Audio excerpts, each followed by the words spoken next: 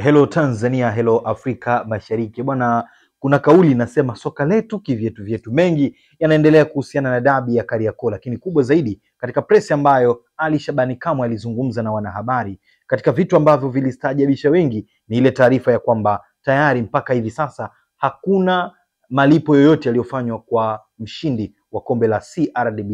Lakini sasa hapa tunakwenda kutazama waraka na taarifa kutoka CRDB Bank ambao wao ndio wadhamini wakuu wa mashindano hayo, kwamba kwa nini mpaka hivi sasa hawajatoa kitita cha fedha ambacho wao walipaswa kukitoa ili mshindi apate ile haki yake, kwa maana ya fedha ambayo alistahili kuipata mshindi wa kwanza. Taarifa kwa umma. Huu ni waraka mahsusi ambao umetolewa na peji ya CRDB kupitia idara ya habari na kupitisha hatua kwa hatua katika yale ambayo kama CRDB wameyatoa kama press release. Taarifa inasema: taarifa kwa umma.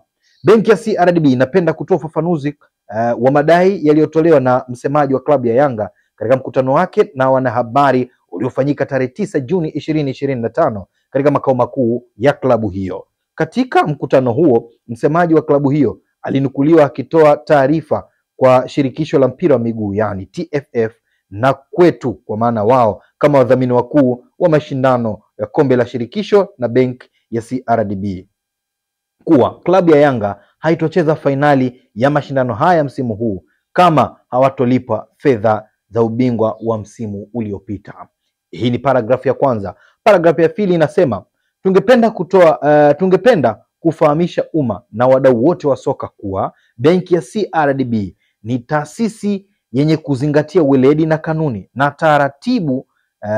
Kwa msingi huo, benki ilishakwisha kutekeleza kikamilifu wajibu wake wa kifedha kwa TFF kama sehemu ya makubaliano ya udhamini wa mashindano haya. Malipo yote ya msimu uliopita yalifanyika kwa TFF kwa mujibu wa mkataba baina ya benki ya CRDB na TFF. Hii ni paragrafu ya pili. Lakini paragrafu ya tatu, CRDB Bank wanasema benki ya CRDB inatambua kuwa mbali na mchezo wa soka kuunganisha jamii yetu na kutoa burudani, lakini pia ni mchezo mchezo huu ni ajira kwa vijana wengi. Hivyo dhamira yetu ni kuendelea kushirikiana na TFF, vilabu, wadau wengine katika kukuza mchezo huu na kwa maslahi mapana ya taifa letu.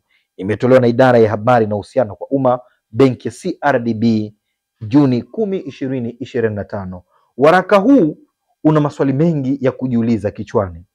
Kama fedha ilitolewa mapema mwa msimu kwa mujibu wa makubaliano ya kimkataba, tunajiuliza mpaka msimu umemalizika na tayari msimu mwingine umeanza, mpaka hivi sasa tunaelekea kwenye fainali ya kombe husika, bado mabingwa hawajapewa kile ambacho wanastahili.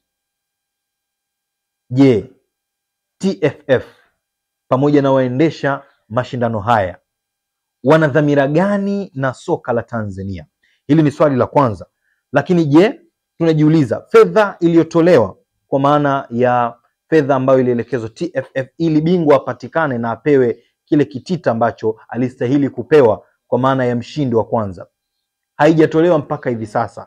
Tunajiuliza sisi, ipo wapi ile fedha ambayo alistahili kupewa? Hili ni swali la pili. Na swali la tatu, tunajiuliza kwa nini mpaka hivi sasa hii pesa haijatolewa?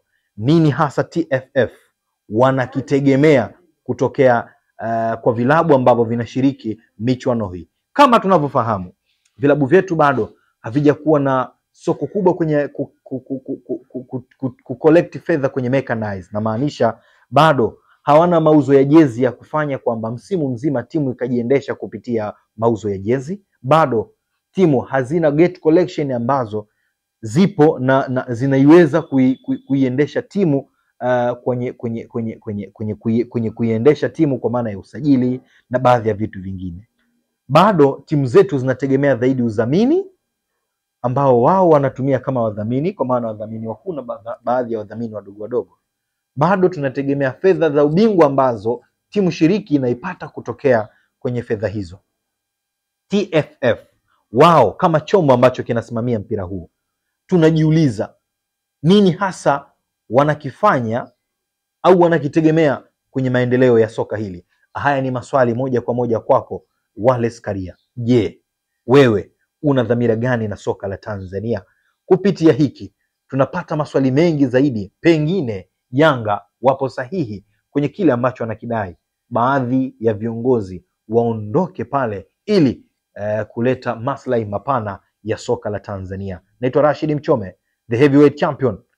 Asante kwa kuichagua Nakivona Media. Usisahau kusubscribe, like na kucomment pamoja na kushare ili uendelee kupata mengi mazuri yanayotokana na Nakivona Media. Pale Instagram tu follow ili uende kupata mengi mazuri, lakini kumbukwe wadhamini ambao wanatushika mkono The City Institute of Health Dar es Salaam wako pale Chanika, alafu pia tuko na Bejez Logistic Company.